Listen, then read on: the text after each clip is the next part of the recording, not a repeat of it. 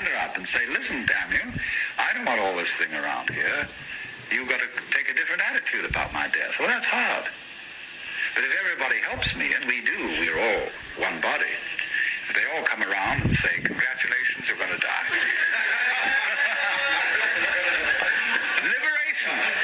Liberation now, you see. Because just before you die, I mean, look, I know very well a skillful priest handling a person dying can do this for them. But he has to talk very, very, very straight. And he has to say, listen, these doctors, don't you pay any attention to them. They're trying to amuse you and deceive you. You're going to die. This isn't terrible. But it's just going to be the end of you as a system of memories. And so you've got a great chance right now, before it happens, to let go of everything. Because you know it's going to go, and it is going to help you. It's going to help you let go of everything. So if you have any possessions left, give them away. Give everything away. And if you have anything to say that is you felt that you ought to say before you die, and that you're kind of hanging on to and it's bothering you, say it. I mean, I don't mean necessarily a last confession, but say it said that Adlai Stevenson, shortly before he died, said that he'd been making a monkey of himself because he didn't agree with the government's policy about something or other. You know, he had to get that off his chest because he had a little thought in the back of his mind that things were catching up with him. You see? So the moment comes when this thing called death has to be taken completely, not as some ghastly accident, something that all your friends are going to stay away because you're awful. I mean, sometimes people, when they die, are in a very unpleasant physical condition. They don't smell good, they don't look good, and so on. But an enormous amount can be done with scientific methods to make things reasonably tidy from a purely sensory point of view.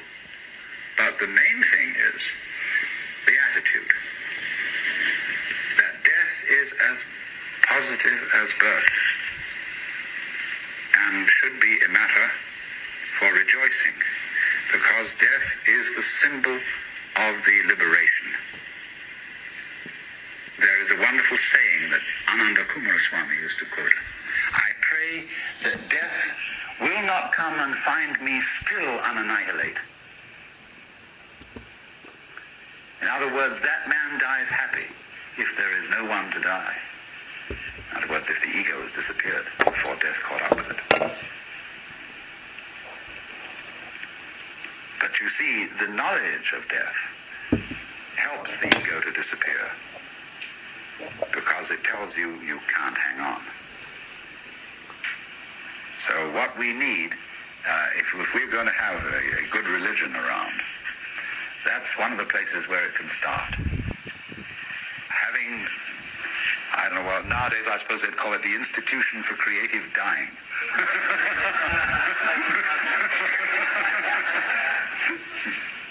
But something like that. And you can have one department where you can have champagne cocktail party to die with, another department where you can have glorious religious rituals and priests and things like that, another department where you can have psychedelic drugs, another department where you can have special kinds of music, anything, you know. All these arrangements will be provided for in a hospital for delightful dying. But that's the thing, to go out with a bang instead of a whimper.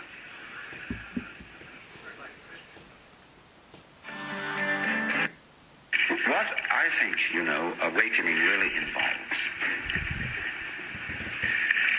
is a re-examination of our common sense.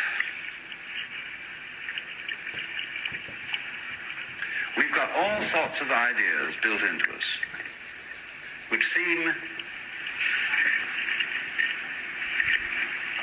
unquestioned, obvious, and our speech reflects them. The commonest phrases face the facts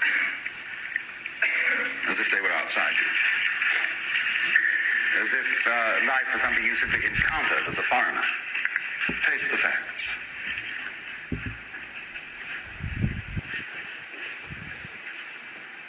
Our common sense has been rigged, you see, so that we feel strangers and aliens in this world, and this is terribly plausible, simply because it's what we're used to. That's the only reason. But when you really start questioning this, say, is that the way I have to assume life is? I know everybody does, but does that make it true?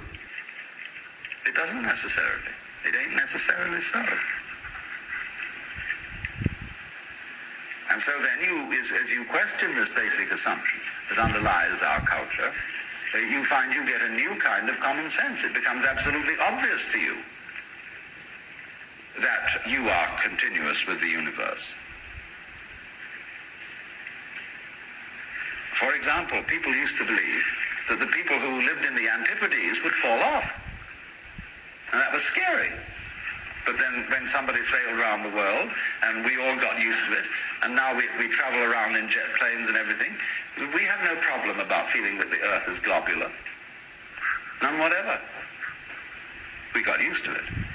So in the same way, Einstein's relativity theories, the curvature of the propagation of light, that began to bother people when Einstein started talking like that. But now we're all used to it. Well, in a few years, it will be a matter of common sense to very many people that they're one with the universe. It will be so simple. And then maybe, if that happens, we shall be in a position to handle our technology with more sense. With love instead of with hate for our environment.